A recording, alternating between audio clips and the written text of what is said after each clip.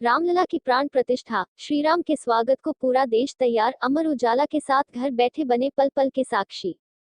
राम मंदिर की प्राण प्रतिष्ठा का ऐतिहासिक पल आ गया है। प्रधानमंत्री नरेंद्र मोदी आज अयोध्या में राम मंदिर प्राण प्रतिष्ठा समारोह में शामिल होंगे।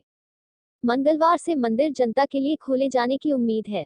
मंदिर में प्रतिष्ठा समारोह की रस्में पहले ही शुरू हो चुकी हैं। पूरा देश पलके बिछाकर रामलला की प्राण प्रतिष्ठा के ऐतिहासिक पल का इंतजार कर रहा है। हर कोई इन ऐतिहासिक पलों का साक्षी बनना चाहता है। श्रीराम जन्मभूमि तीर्थ क्षेत्र ने लोगों से अपने घर पर ही रहकर इस पावन पल के साक्षी बनने की अपील की है। ऐसे में अमर उजाला की टीम अयोध्या से सीधे आपके पास पल पल की खबरें पहुंचा रहा है। ग्राउंड जीरो से लेकर आने वाले दिनों में कब, क्या और कैसे होगा, इसकी विस्तार से कवरेज अमर उजाला की टीम सीधे अपने पाठकों तक पहुंचा रही है। आइए पढ़ते हैं राम मंदिर से जुड़ी खास ग्राउंड रिपोर्ट्स। पहले सुनिए रामधुन और राम भक्ति में रम जाए।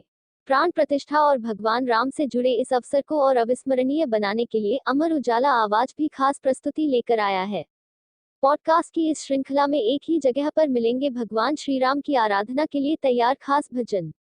इस खास संकलन में इंसान के जीवन को सकारात्मक संदेश देने वाली मर्यादा पुरुषोत्तम श्री राम से जुड़ी आध्यात्मिक बातें भी शामिल हैं। रामलला की मूर्ति की विशेषताएं।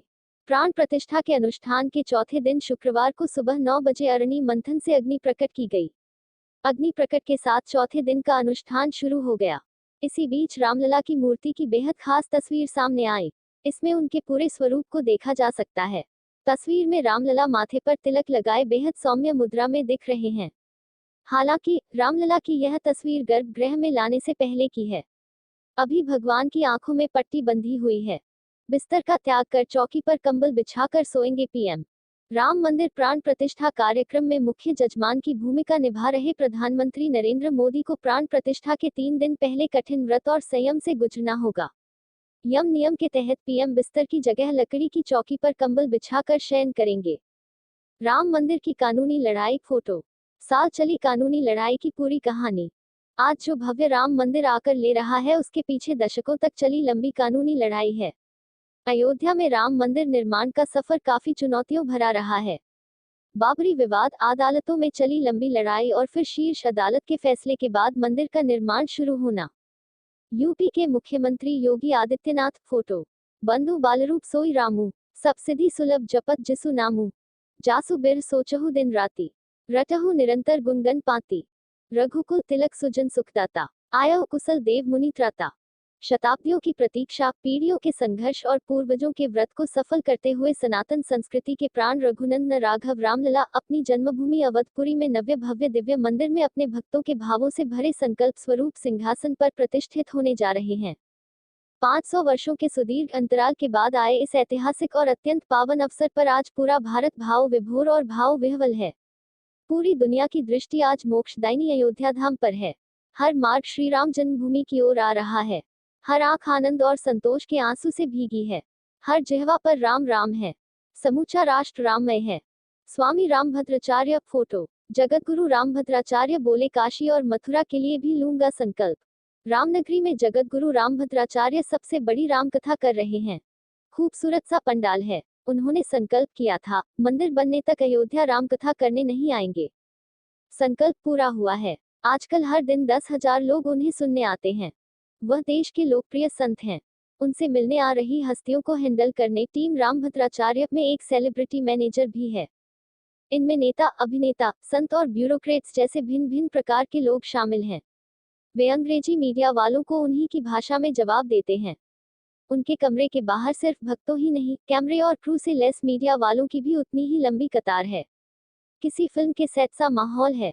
एक इंटरव्यू खत्म, पैकअप, तो दूसरा तैयार खड़ा है। रोल कैमरा मीडिया वाले बोलते हैं, लेकिन कट रामभद्राचार्य जी की टीम को कहना पड़ता है। वक्त की बेहद कमी है। अयोध्या नगर निगम के कर्मचारी फोटो। अमर उजाला। राम आएंगे तो अंगना सजाऊंगी, गंदा हो गया तो अयोध्या के योद्धा बोले हम है ना। मैं हनुमानगढ़ी से लता चौक की ओर कड़कड़ाती ठंड में जा रहा था। अचानक से देखा तो एक व्यक्ति अपने कपड़े उतार रहा है। उसको देखकर तो एक बार को पूरे बदन में सरसरी सी दौड़ गई। जहां आदमी के पैर का एक छोटा सा हिस्सा रजाई से बाहर हो जाए तो ठंड में बर्दाश्त नहीं कर पा रहा, ऐसे में ऐसा कोई क्यों कर रहा है। थोड़ा ध्यान से देखा तो उसके आगे एक ट्रक खड़ा था, उस पर लिखा था अयोध्या नगर निगम। थोड़ी देर के लिए वहीं पर खड़ा हो गया और देखने लगा। जिस व्यक्ति ने अपने कपड़े उतारे थे, उसको एक विशेष प्रकार के उपकरणों के साथ तैयार किया जाने लगता है। मामला समझ में आ गया था कि ये सीवर में उतरकर सफाई करने वाले हैं। मन किया तो सीवर में झांक कर देखा। एक पल को तो ये सोचकर डर लगा कि ये व्यक्ति इतनी गहराई में उतरने वाला है। इस बीच उसको तैयार करने का काम लगातार चल रहा था। कोई उसे रस्सी के सपोर्ट सिस्टम से बांध रहा था, तो कोई उसे ऑक्सीजन मास्क लगाने की तैयारी कर रहा था। इस दौरान मैंने जल निगम और नगर निगम की ओर से चलाए जा रहे इस सफाई अभियान के बारे में इस टीम का नेतृत्व कर रहे तिलक राम बोहरी से बात की। अयोध्या की ग्राउंड रिपोर्ट्स देखिए। दुनिया से अलग सोचते हैं अयोध्या के बच्चे। अयोध्या की गलियों में राम को खोजे तो कई बार आसानी से मिल जाते हैं और कई बार काफी मशक्कत करनी पड़ती है।